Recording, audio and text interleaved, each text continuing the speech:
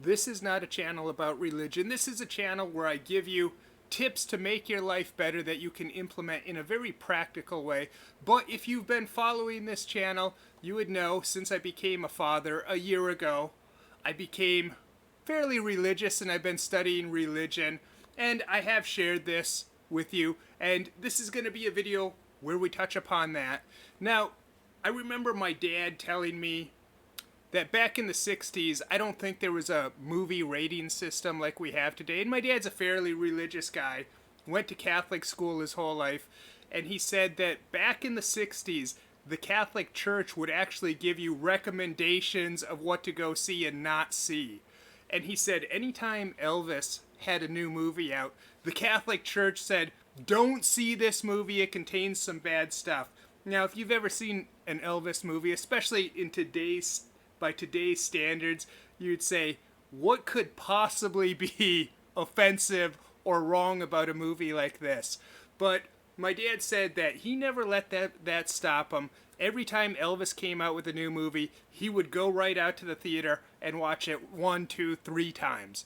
And I remember when I was growing up, I was a huge film fan, and movies were, especially action movies, were such a big inspiration to my life. Now, I don't care for movies much anymore, not modern movies, they're not as good in my opinion, but I would go to the library and they had a monthly magazine that the Catholic Church put out of movie reviews, and I found it very interesting, even if I often didn't agree with it. I remember they always approved of Jackie Chan movies, and Jackie Chan, if you're into action movies, is kind of a lame guy compared to the other action heroes out there. So I enjoyed it though, just hearing someone else's opinions on movies. So I was in my favorite bookshop the other day, my favorite little, where I got most of those books, and I came across this. Whoop. I came across this, The Christian Family Guide to Movies and Video, and I just wanted to thumb through it, see, and they had some very interesting reviews, and I came across this one that I thought I would share with you. This is for the film Rambo III. And it says who the reviewer is, someone named Doug Brewer. But let's read their review and see what this guy has to say about Rambo 3. And he starts off, he gives a synopsis of the film and then his thoughts. He says, Rambo is living in a Buddhist monastery, hoping to find peace. And then he puts in parentheses, which can only be found in Jesus Christ, not Buddhism. Which is funny that he has to make a note of that. But if you're not familiar with this series, you might say, why is Rambo living in a Buddhist monastery in Thailand? Well, if we go back to the first film, Rambo returns back to the United States after the Vietnam War, and all heck breaks loose. Things don't go so well, and because of the events of the first film, the second film opens up, and Rambo's in prison, doing hard labor, doing hard time, and Troutman comes to visit Rambo and thinking that he's going to want to get out of this. But Rambo, he suffers from PTSD and he kind of doesn't really mind the structured lifestyle. He's away from everyone else, away from the horrors of the world. He can just kind of be at peace in prison.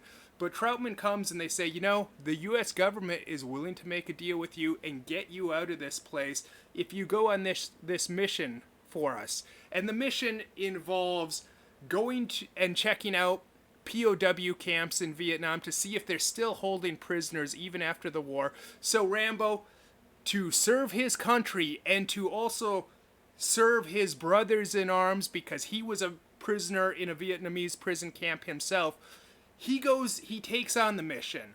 Now he flies to Thailand at the base where they brief him, and his mission is to go in, check out these POW camps, and take photographs, and then come back and report. And they're thinking these camps are empty, and they just want to put people's minds at ease back home about these rumors that they're still holding some of our guys over there.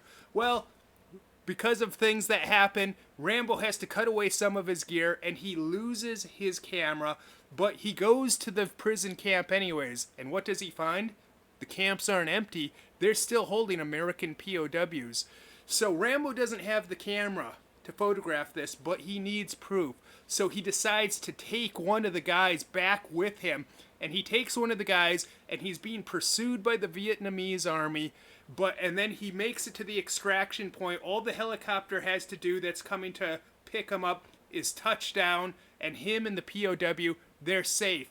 But over the radio, when word gets back to the base, the guy in charge at the base in Thailand, the bureaucrat in charge, that Rambo has one of theirs, he says, abort the mission.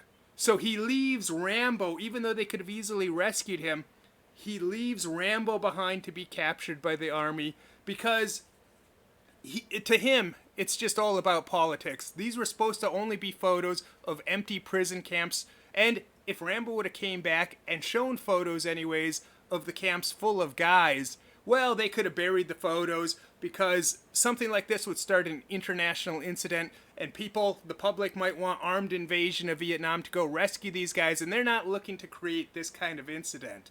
But he didn't bargain on the type of guy Rambo is. So right as they're about to touch down, this guy calls off to abort the mission, and Rambo is there to be captured. And then the audience has an important lesson to learn from all this. That we cannot count on the government to come to our rescue. There's no savior coming to take away all our problems or solve our troubles for us. So Rambo understands that if he's going to get out of Vietnam, he has to take it upon himself. And that's the same for us. The government's not coming to our rescue. No one's coming to save us. No one's coming to solve our problems for us. That's an important lesson that we can all learn and take away from this movie.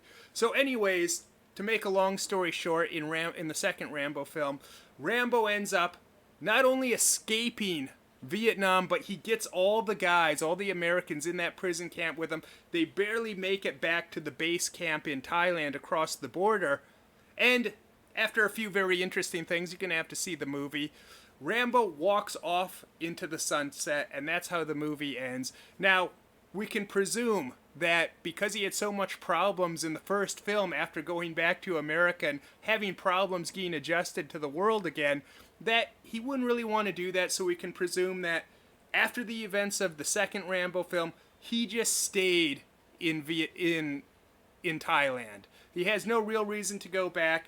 So anyways, sorry to get off on that side tangent, but I had to explain things. It's also of note that even though Rambo is living in a Buddhist monastery, he's not Buddhist in the movie. It never addresses Rambo's actual religious or spiritual beliefs.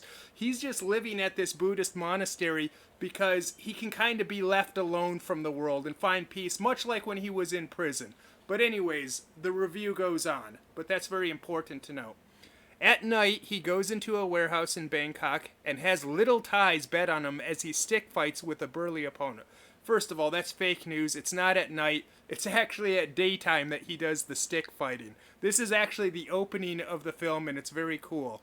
But I find it funny how he says he has little ties bet on him as he stick fights. Little ties. I don't think we need the adjective that they're little. I think most of us understand that the average tie is smaller than the average American. So that's kind of a funny and very weird, and some might even say racist. I'm not into calling things racist myself, but that's a little insulting there. And he says, when John Rambo's old commanding officer and mentor, Colonel Troutman, gets captured by the Russians, Rambo rides into Afghanistan, shows the rebels how a real man fights a war, and rescues Troutman by single-handedly destroying the Red Army. Laced with overly melodramatic score, Rambo 3 is about explosions, Sylvester Stallone with no shirt, blood, and killing. It's cheesecake covered with red-tinted Caro syrup, trying to pass itself off as a cause. All in all, Rambo 3 is a violent fantasy that will probably make a pot of money and spawn another sequel or two. Well, it took a while for those sequels to come out. The only question left is, how many more? As for this one, we say, that's 3, Sly, you're out of here. Now, if you see the movie Rambo 3, this description and review doesn't do it justice, because what he's failing to understand is Rambo does something to sacrifice himself. He goes on a suicide mission to rescue his friend. In the second movie, he's doing a mission for his country and his brothers in arms, not leaving our guys left behind, which is very noble. And this time, he's out there to help out a close friend, even if it means he has to die. And especially in Catholicism, a man sacrificing himself, even think of Jesus Christ. He made the ultimate sacrifice with his life being tortured to save all of us, and that's essentially what Rambo's doing. So I think it's fair to say that this reviewer missed the nuances of Rambo 3, and that's probably the first time that that's ever been said. That guy missed the nuances of the film Rambo 3. Now, this book, it is actually kind of interesting, and they have reviews of a lot of movies, mostly 80s movies, and they were a lot nicer on the film Bloodsport. They said something interesting about the movie Bloodsport. Bloodsport has no actors, but it does have some amazing athletes. And I thought that's very insulting, but a really great compliment at the same time. And I think one of the actors from the movie Bloodsport, the black guy that's one of the government guys trying to pursue Van Damme and bring him back safely, I think he actually went on to win an Oscar for Best Actor. So, there you go. But I want to share that with you guys. I think there is a couple important lessons. First, look at this great still shot from the movie Rambo 3. Here we see Rambo. Oh, wait a minute. That's not Rambo. That's Nick from Family Ties. Honest mistake, though. But I think the great takeaway in all of this is that, first of all, as Christian, just if we're going to be a Christian, it doesn't mean you have to check your brain. You can still be a smart person. You should still be questioning things. You should still be thinking. It doesn't mean that you just take the brain out of your head and leave it somewhere and live that kind of life. And second of all, I think it's important to laugh. And I want to share this with you guys because I thought you might get a good laugh out of it. So I hope you enjoyed this video. But before we go, real quick, if you've been following this channel, you know that a few weeks ago I found out that at the end of February I'm going to be inducted into the State Wrestling Hall of Fame. And I didn't have a lot of time to make plans to go there. And I'm outside the United States, so to get my son's paperwork in order, we had to really scramble. I'm happy to report back to you that we got everything in order. We got his passport, we got his other paperwork that he needs. Actually, we got an emergency passport that same day. This was 2 weeks ago. And tomorrow I'm actually going back to the U.S. Embassy because they have his regular passport that I can exchange it for. So I'm very happy to report that everything's worked out, and I want to leave you guys with this shot. Here we are this morning because we're going to be going to a place where it's currently winter and very cold.